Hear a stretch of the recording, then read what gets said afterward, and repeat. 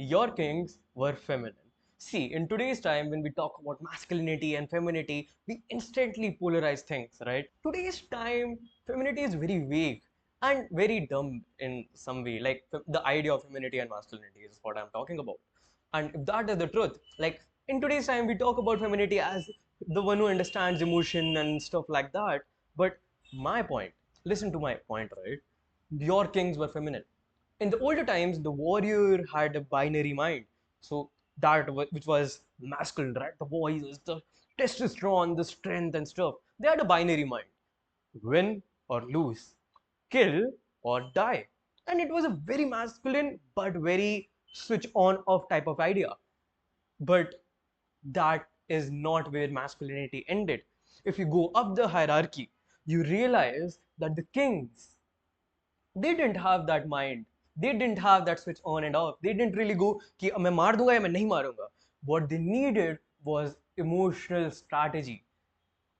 And in today's time, that emotional strategy is being considered as feminine, but in that time, those people, those kings, were the ones who would play with emotions, who would play with fragile egos, and on the other hand, people would, like the kings would look deep into a man, into his psychology, into how he feels to make or break a situation, right?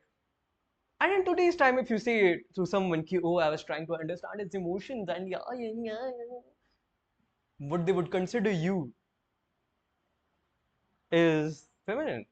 And if you think about it, imagine that the same king didn't have that spot of a king, right? And he was in the he was in the audience, like in the warriors, right? So 100 warriors, and in the center there is a king. So everyone is like, maar denga, and then there's a king who's thinking, ki, oh, I think that we should make them sit here, make them awe to that situation, right? Or manipulate them into, and everyone would be like, and kya bol raha bhai? Kya bol? Do you get my point, right? And this is something that is very clear in that time.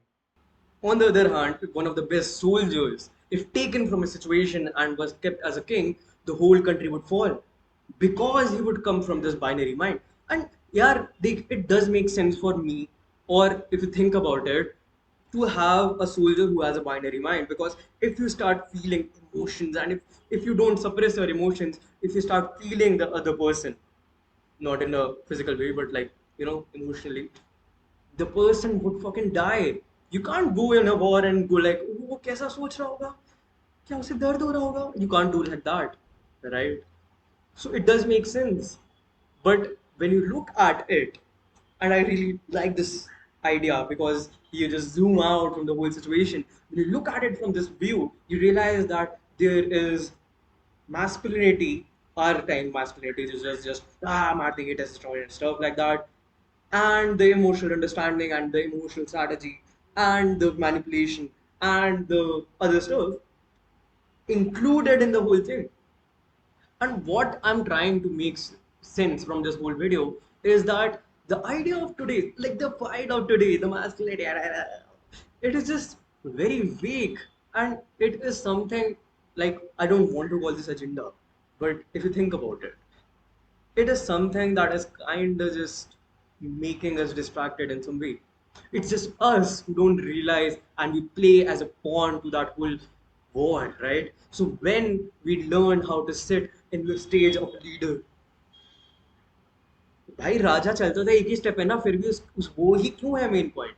क्योंकि what he does is he makes other run, he makes other attack, he makes other play according to the situation. You get it. I hope you get it, and I hope that my point was able to pierce through you. Sorry for the bad camera quality. Subscribe. I'll buy some good camera once I get money.